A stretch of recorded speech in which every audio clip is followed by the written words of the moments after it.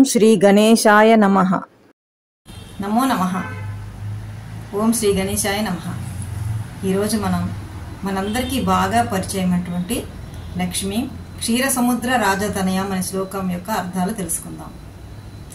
ముందుగా నేను ఈ శ్లోకం మొత్తం ఒకసారి చెప్తాను.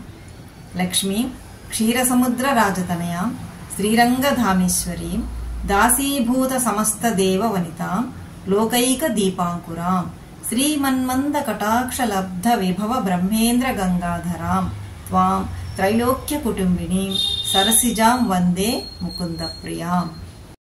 త్వాం వందే, నిన్ను నేను నమస్కరిస్తున్నానమ్మా అని అర్థం.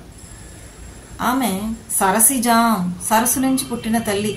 సరస్సు నుంచి పద్మాలు పుడుతుంటాయి కదండి. ఈ పద్మాలు లక్ష్మీ స్వరూపాలు. అందుకనే లక్ష్మీదేవి పూజలో పద్మాలకు ఎంతో ప్రాముఖ్యత. లక్ష్మీ అష్టోత్తరంలో కూడా పద్మ శబ్దంతో మొదలయ్యేటువంటి నామాలు కొన్ని ఉన్నాయి అక్కడ. ఆమె పద్మాలు కూడా లక్ష్మీ స్వరూపాలే. త్వాం వందే అని చెప్పుకున్నాం, మా నిన్ను నమస్కరిస్తున్నాం అని చెప్పుకున్నాం కదా. ఆ తల్లి సరసిజ లక్ష్మీ అంటే సిరుల తల్లి లక్ష్మీ. క్షీర సముద్రరాజ తనయ, క్షీర సముద్రరాజు యొక్క పుత్రిక. శ్రీరంగధామేశ్వరి, శ్రీరంగంలో కొలువైనటువంటి శ్రీ మహావిష్ణువు యొక్క ఇల్లాలు.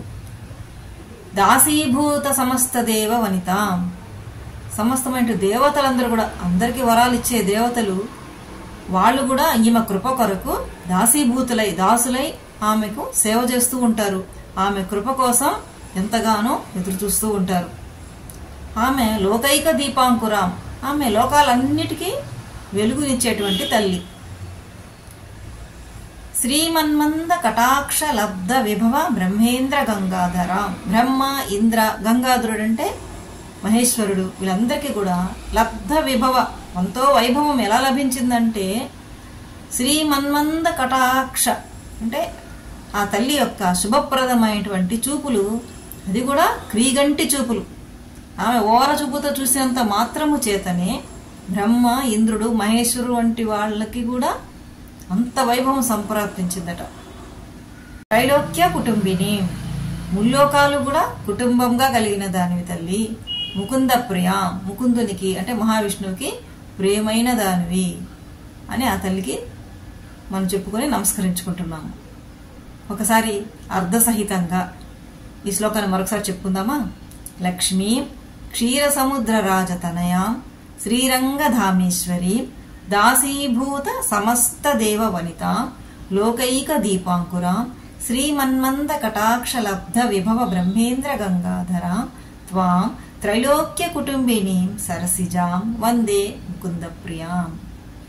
ఇలాగా ఈ శ్లోకాలు మనకి చిన్నప్పటి నుంచి కూడా మన పెద్దవాళ్ళు నేర్పించారు కనుక మనం కూడా చిన్నపిల్లలకి ఈ శ్లోకాలు చిన్నతనం నుంచి అలవాటు చేస్తూ ఉంటే వాళ్ళు నిరంతరం చెప్పుకుంటూ ఉంటారు. సదా ఆ తల్లి అనుగ్రహం వాళ్ళ వెన్నంటే ఉంటుంది. కనుక ఇటువంటి శ్లోకాలు మనం నేర్పించే ప్రయత్నం, అర్ధసహితంగా వాళ్ళకి వివరించే ప్రయత్నం చేద్దాం. మరోసారి మరో శ్లోకంతో కలుద్దాం. శ్రీరామ జయం.